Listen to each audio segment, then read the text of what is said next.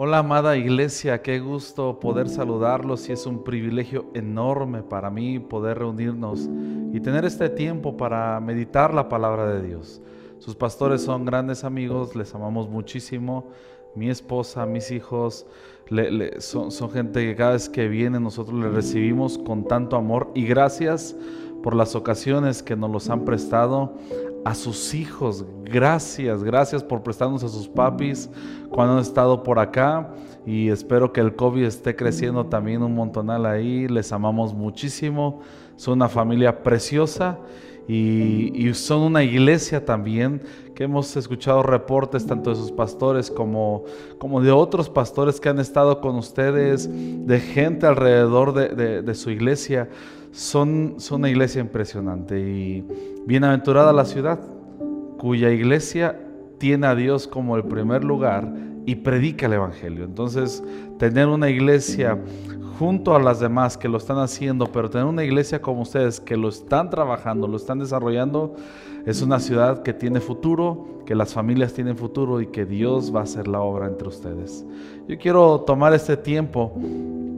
Gracias Bernardo, gracias Cintia por esta oportunidad, y quiero tomar los minutos que me restan para compartir en 2 de Crónicas capítulo 35 versículo 20. Quiero comenzar a partir de ahí, 35-20. Después de que Josías terminó de restaurar el templo, Necao, rey de Egipto, dirigió a su ejército desde Egipto para hacer la guerra en Carquemis, junto al río Éufrates. Entonces Josías y su ejército salieron a enfrentarlo. Vean lo que está sucediendo aquí. Josías salió con su ejército a enfrentarlo, pero el rey Necao envió mensajeros a Josías con el siguiente mensaje: ¿qué quieres de mí, rey de Judá? No tengo nada contra ti, voy de camino a pelear contra otra nación. Y Dios me ha dicho que me apresure. No interfieras con Dios, quien está conmigo, o Él te destruirá.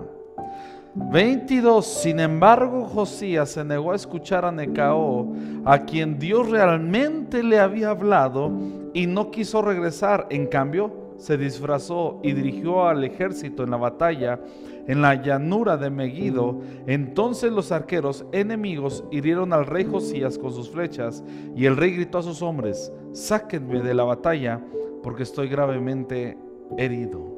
Amado Dios, yo te pido que me des tu gracia para compartir tu palabra. Danos a todos aquí la habilidad de escuchar y que podamos salir de este tiempo con semillas en el corazón que causarán efectos, cambios para gloria y alabanza de tu nombre. Y en el nombre de Jesús te lo pido. Amén. Esta historia es muy buena. Nos está hablando de un hombre llamado Josías. Ahora, Josías, quizá lo recuerdes, pero fue un niño que a la edad de 8 años comenzó a reinar. 8 años. Comienza a reinar, que por cierto yo te diría, no hay edad para Dios cuando quiere colocar a alguien como influencia para reinar o para gobernar. No sé cuántos años tengan como iglesia, pero no importa qué tan joven sea la iglesia, Dios quiere usar la influencia de esa iglesia que está bajo su poder, bajo su gracia. Y es momento como Josías de levantarse como reyes, como sacerdotes en medio de este tiempo, para influenciar a las familias, influenciar los hogares y llevarlos al reino de Dios. Ahora, Josías era un niño de 8 años y él hizo reformas extraordinarias. Él hizo cosas extraordinarias a la edad de 8 años. Ahora, reitero en cuanto a eso, Pablo dijo a Timoteo: nadie tenga en poco tu juventud, sino sé ejemplo en conducta, en palabra, en fe, en pureza. Todo eso nos habla acerca de influenciar. A veces no lo vamos a hacer directamente dando órdenes, pero sí lo podemos hacer con nuestro ejemplo. Iglesia, yo creo que Dios te está colocando como un Josías en esa época, en esa etapa, para comenzar a influenciar tu entorno a través del reino de Dios, pero a través también de tu ejemplo. Josías hizo lo que no muchos reyes lograron. Hizo unos cambios extraordinarios. Renovó entre ellos. A la edad de 16 años, él comenzó a buscar agradar a Dios. Hizo procesos, hizo ejemplos extraordinarios, y uno de ellos fue que siguió el ejemplo de David, su padre, a la edad de 16 años, repito. Otro de ellos fue que restauró también el buscar la presencia de Dios. Estableció también un vínculo entre los sacerdotes para llevarlos a la pureza. Les pidió que se purificaran, que establecieran su corazón en una búsqueda constante de Dios. También llevó a la iglesia a ser el centro de toda la nación. Restauró la casa de Dios en su tiempo y estableció la iglesia como un centro, un lugar donde todos podían reunirse para buscar el nombre de Jesús, el nombre de Dios en ese tiempo. Los llevó también para que buscaran a toda la nación la palabra de Dios. Restauró la Pascua, y a pesar de todo esto, él logró reformas que nadie había logrado. Él estaba en este tiempo, cuando estamos leyendo este pasaje, es en la época de los 600 y pico años antes de Cristo. Josías estaba en su auge, pleno auge. En lo mejor de su ministerio, estaba avanzando. Todo lo que estaba haciendo le estaba saliendo bien. Pero de pronto sucede este asunto.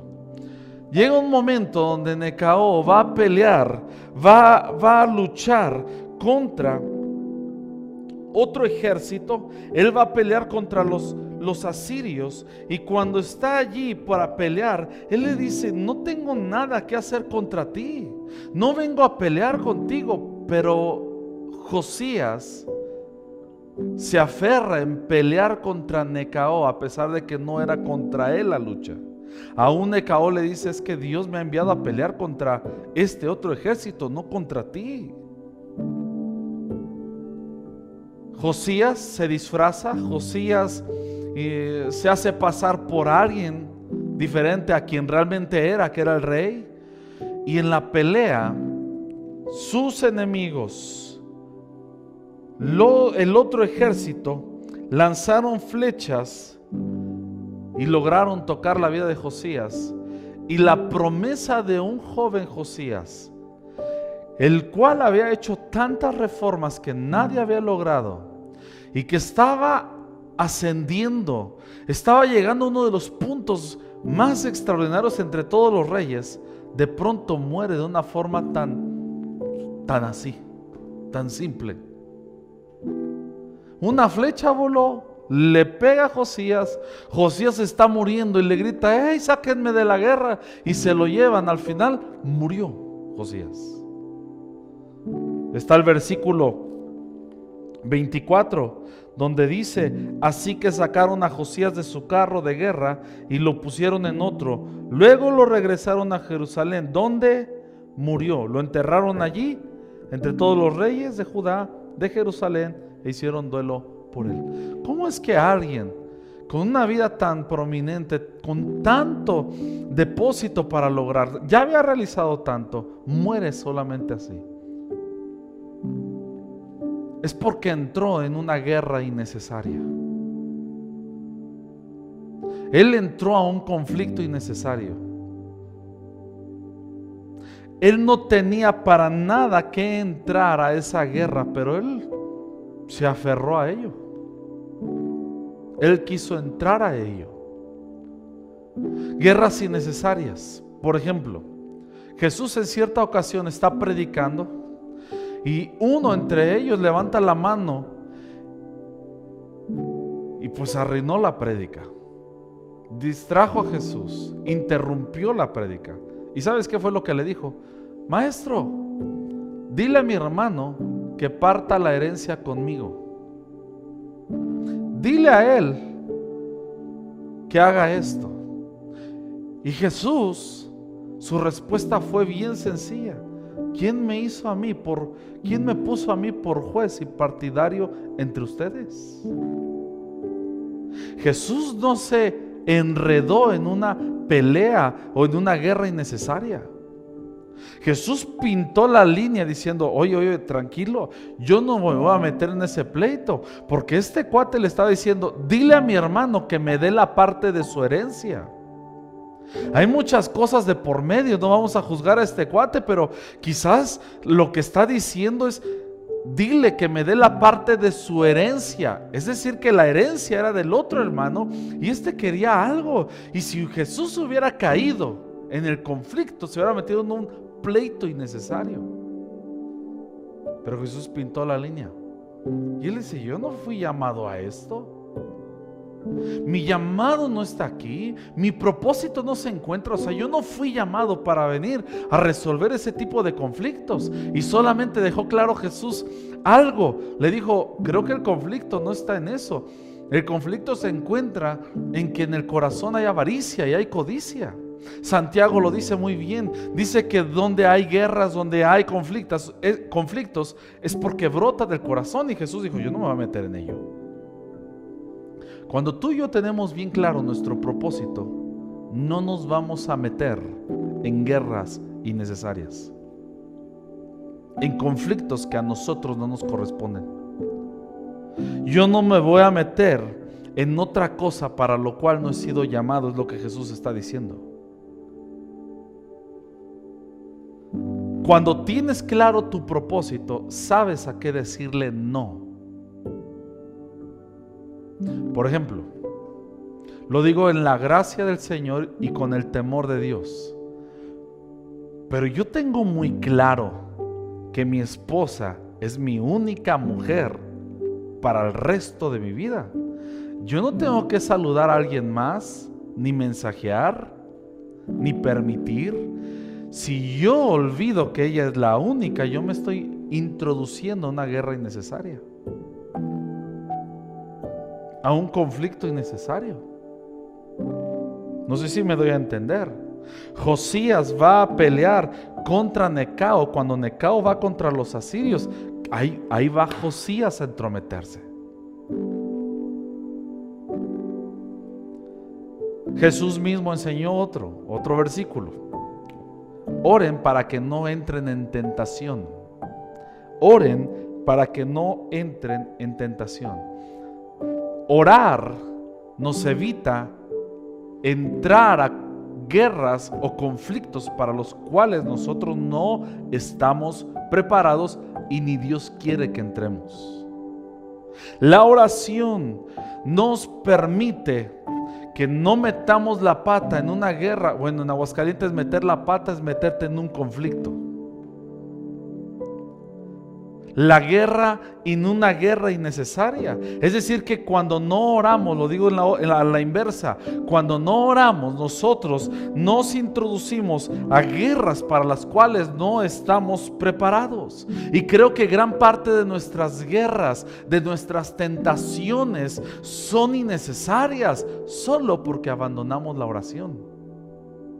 Muchas de nuestras guerras innecesarias están llenando el vacío y el lugar que dejaron nuestra ausencia de oración. El hecho de que no oré le abrió el paso a una guerra innecesaria o una tentación innecesaria. ¿Recuerdas a David? Donde tenía que haber salido a la guerra con todos los reyes, pero en lugar de salir se quedó en su casa. ¿Y qué enfrentó? Una guerra sexual que no le correspondía. Era una guerra innecesaria. La lucha cuando él está viendo a Betsabé era una guerra innecesaria. Por eso, jóvenes, en esta temporada, si tú te mantienes en el fuego de Dios, en el corazón de Dios, amando a Dios, sirviendo a la iglesia, amando, honrando a tus padres, tú vas a evitar guerras innecesarias también, tentaciones innecesarias, conflictos innecesarios. ¿Me estoy dando a entender, familia? No estamos listos para cierto tipo de guerras y cuando abandonamos la oración, nosotros vamos de pechito como Josías delante de guerras innecesarias. Quizás tú digas como él, Josías, diciendo, pero es que yo ya reformé, ya restauré, ya hice cambios, ya armé todo esto, y de pronto te metiste en una guerra innecesaria y caíste. Hay que tener cuidado con eso. Otro tipo de guerras innecesarias es cuando hacemos compras innecesarias. ¿Qué hace una compra innecesaria? Te mete a un conflicto innecesario. Cuando sales por fiador de alguien, es otra guerra innecesaria que la Biblia nos enseña para que vamos a meter la pata ahí. Proverbios 26, verso 17, dice así en la NTV: entrometerse en los pleitos ajenos es tan necio como jalarle las orejas a un perro. Te lo leo en otra versión, la TLA. Tan peligroso, ve la palabra que está usando aquí, tan peligroso, es muy peligroso meterse en pleitos ajenos. Es tan peligroso como querer agarrar por la cola a un perro bravo. O sea, te hace ahora un mordidón, una correteada, una zarandeada, y dejémosla hasta ahí. Quizás está algo peor, pero es peligroso. Otra versión dice, una versión en inglés dice: es mejor agarrar a un perro loco o bravo por las orejas que entrometerse e interferir en una pelea que no es asunto tuyo. Es necio. Es necio. Entonces, quien se mete en guerras innecesarias está exhibiendo necedad, está manifestando la necedad que hay. Y la Biblia nos dice, de hecho unos versículos antes de este versículo que acabamos de leer, 17, creo que es el 11, pero dice que el perro, como el perro vuelve a su vómito, así el necio repite la acción en la que cayó. Entonces una guerra innecesaria está exhibiendo nuestra necedad, y una guerra innecesaria es cuando nosotros volvemos a caer o a tropezar con la misma piedra, diría la hermana Selena. Y ahí vamos otra vez a repetir las mismas acciones, repetir el mismo ciclo, repetir el mismo patrón. Te pongo un ejemplo de una guerra innecesaria. Si en la familia sabes que son rencorosos, ¿qué es lo que tenemos que hacer nosotros? Activarnos en el perdón, entrenar, perdonar, buscar momentos donde hay que perdonar, soltar, porque en mi familia tienden a caer en ese mismo hoyo. Si yo sé que en mi familia, entre mis amigos son peleoneros, pues ¿qué hay que hacer? Hay que aprender a tener humildad, a arrancar el enojo del corazón, y hay que hacer lo necesario para no repetir el mismo conflicto, una guerra innecesaria. Aislarse, si en mi familia son de los que se aíslan, de la operación tortuga, que se meten y no quieren salir del caparazón porque ellos sienten que toda la familia, toda la iglesia, toda la ciudad, todo el mundo está contra ellos. Y eso solo sucede acá en Aguascalientes. ¿Me explico? Entonces yo hablo de acá. Pero si sé que mi familia son así, ¿qué tengo que hacer? Tengo que favorecer la cercanía, la amistad, las relaciones, abrir el hogar, no a quien sea, pero sabiamente hacerlo. Pastores, estoy aquí para que mi casa se convierta en un grupo conexión, células, no sé cómo se llame, pero que podamos desarrollar una forma en la que no voy a caer en el mismo agujero. Si mi familia son de los que piden prestado constantemente, yo tengo que aprender a ahorrar. Si sé que caen en deudas constantemente, yo debo no caer en las guerras innecesarias. Es necio hacerlo. Si están con diabetes o enfermedades de tal estilo, pues bájale a la coca. Y hablo coca de Coca-Cola. Y si es de los otros, pues déjala. Pide la gracia, ayuda. O si hay pecados de otro tipo también, ¿para qué mantenerlo ahí? Si sabes que hay adulterio en tu casa, en tu familia, mantén líneas, mantén transparencia y mantén amigos cercanos para que no caigas en la misma piedra o tropieces con ella. ¿Qué le sucedió a Josías? ¿Qué le pasó a Josías para entrar en guerras innecesarias donde terminó su vida tan simple, tan simplón? Este hombre merecía algo más, morir de otra manera, no así. ¿Pero qué fue? Versículo 22. Sin embargo, Josías, ve cuál fue la clave, se negó a escuchar a Necao. Necao, a quien Dios realmente le había hablado y no quiso regresar. En cambio, se disfrazó y dirigió al ejército en la batalla. ¿Cuál fue el conflicto de Josías? Que se negó a escuchar. Las guerras innecesarias salen, brotan, son constantes sobre aquellos que hemos abandonado el escuchar. Lo que dice aquí es importante, porque no es que no escuchó, se negó a escuchar. Y Dios sí estaba hablando a través de Necao. Una cosa es que no escuchamos, aunque el mismo efecto sucede, pero el tema es que él negó escuchar. Se negó.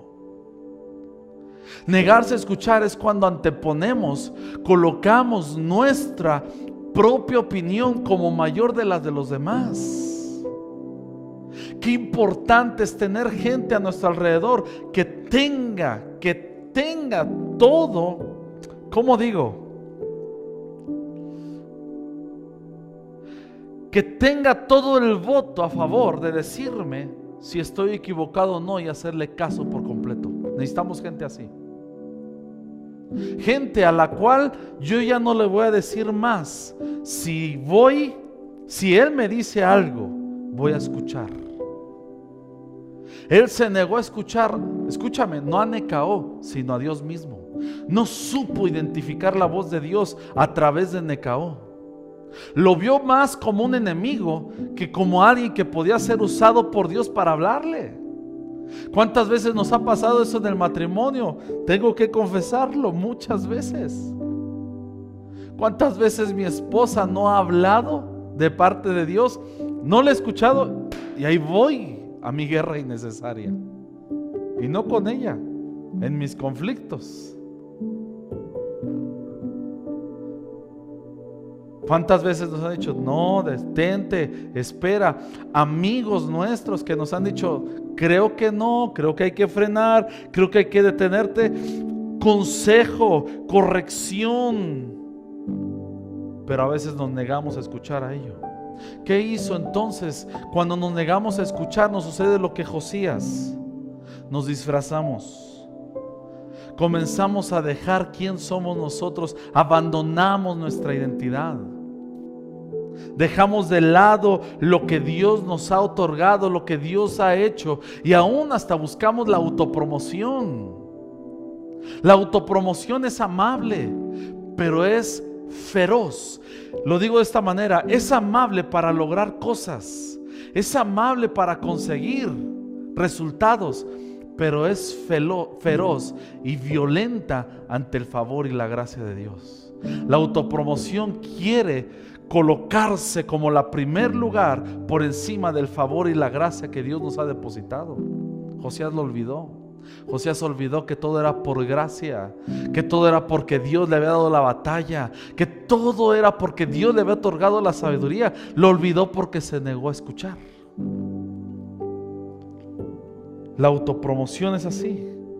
¿Qué sucedió? Josías dejó de ser sincero. Tenía que disfrazarse, tenía que ocultarse detrás de una máscara, y su identidad estaba siendo violentada. Termino. Leamos 1 Samuel capítulo 3 versículo 9. Entonces le dijo a Samuel: ve y acuéstate de nuevo, y si alguien vuelve a llamarte, di, habla, Señor, que tu siervo escucha. Así Samuel volvió a su cama. La Biblia en este pasaje nos enseña que la palabra estaba escaseando. Las visiones eran poco comunes y los mensajes de Dios eran escasos. Yo siempre me he preguntado, ¿por qué razón haría eso Dios? ¿Será que Él no quería hablar o no había oídos que estuvieran dispuestos a escuchar? Y muchos estaban negando a ello. Samuel nos enseña cómo podemos nosotros recuperar el escuchar la voz de Dios. Dice que se volvió a acostar, es decir, que Dios vino a hablarle al lugar donde estaba quieto. Dios le habló en el lugar de descanso. Eclesiastés dice que las palabras del sabio escuchadas en quietud son mejor que los gritos de su Señor en medio de todos. Las palabras de sabiduría, las palabras de Dios son puestas en quietud. Jehová está en su santo templo, calle delante de Él toda la tierra. ¿De qué nos está hablando? De que es en la quietud. Yo creo que en esos tiempos no escaseaba la palabra, más bien escaseaba el corazón dispuesto a escuchar la palabra. Y cuando Samuel volvió a su cama, él tomó descanso para escuchar a Dios. Tomó su tiempo para escuchar al Señor. Segunda cosa que hizo él es que no conocía la voz de Dios y fue a Elí a preguntarle cómo era la voz del Señor, y Elí le dio instrucciones de hacerlo. ¿Qué tenía que hacer? Familiarizarse. ¿Por qué Dios le habló en 3 ocasiones? ¿Dios estaba escondiéndose? ¿Dios estaba tratando de jugar con Samuel? Quizás sí. Pero también creo que Dios lo que estaba haciendo con Samuel era que se familiarizara con su voz. Jesús decidió, nuestro Señor Jesucristo decidió vivir esta tierra solamente por la voz de su Padre. Él conocía la voz de su Padre. Él no iba a hacer más, ni se iba a entrometer en lo que no hubiese escuchado a su Padre hablar. Es un tiempo para volver a conocer la voz de Dios.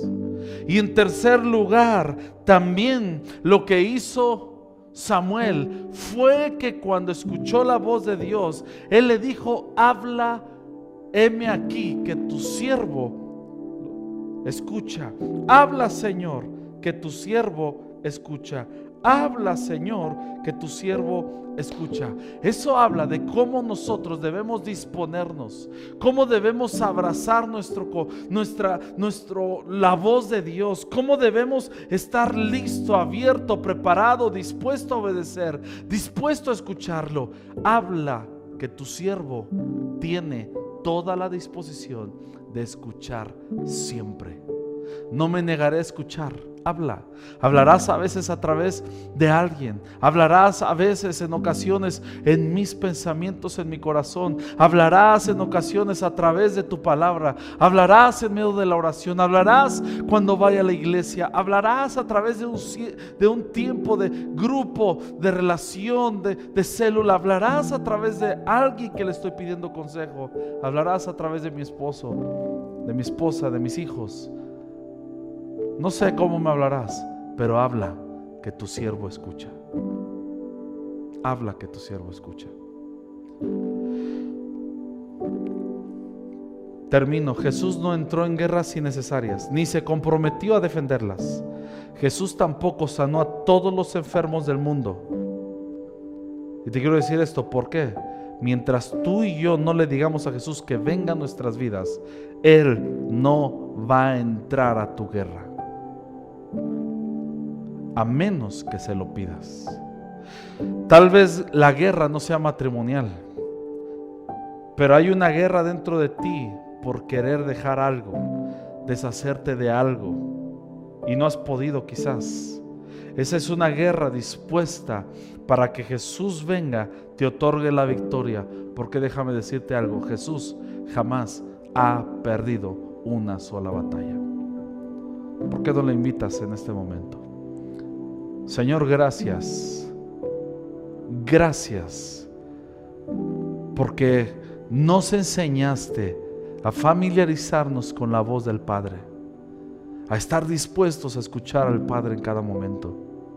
Porque no hacías nada que no hubieses oído del Padre. Nos enseñaste que no solo del pan vive el hombre, sino de todo lo que sale de la boca del Padre. Gracias, porque en este momento despiertas un corazón hambriento, desesperado por escucharte. Habla que tus siervos escuchan. Habla que tendrás gente obediente, dispuesta a obedecerte. Habla que no solo somos hijos, somos siervos que queremos escucharte, pero como hijos queremos disfrutarte. Amado Padre, queremos escuchar tu voz nuevamente. Y oro que todos aquellos que están enfrentando guerras innecesarias, aún sobre sus pecados, tú ya los venciste en la cruz y por medio de tu sangre. Te pido que vengan y nazcan de nuevo. Venga un deseo y un afecto por ti, Dios. En el nombre de Jesús te lo pido. Amén.